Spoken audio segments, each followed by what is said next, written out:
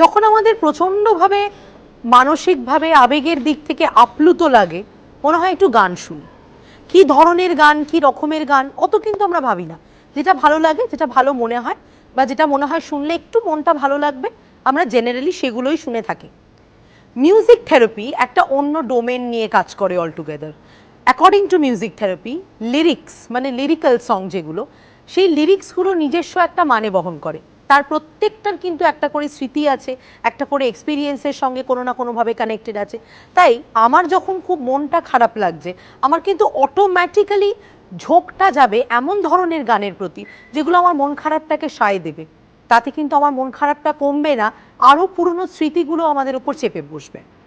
তাই জন্যেই যখন প্রচণ্ড ইমোশনালি ওভারওয়েলমড লাগছে, there is a list of things that we can do. First, সকালবেলা উঠে the first kind of music that we should hear is very peaceful and very slow and very relaxing. Mostly something that helps us to meditate or to be mindful. কিছু হালকা breathing exercises করে যখন আমাদের পেসটা বাড়ছে, তখন তার সাথে সাথে মিউজিকের পেসটা বাড়ানো দরকার। যেমন ধরো একটু আপবিট মিউজিক, একটু peppy music, again jazz, blues, rocks, anything that you like. সেখান থেকে যখন আমরা আমাদের দিনের শুরুর মধ্যে ঢুকে যাচ্ছি, যখন আমরা নানান কাজের মধ্যে ব্যস্ত, তখন কিন্তু লিরিক্যাল মিউজিক নিয়ে কোনো সমস্যা হয় না।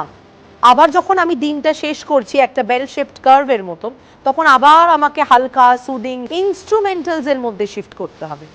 Instrumental musics are just music.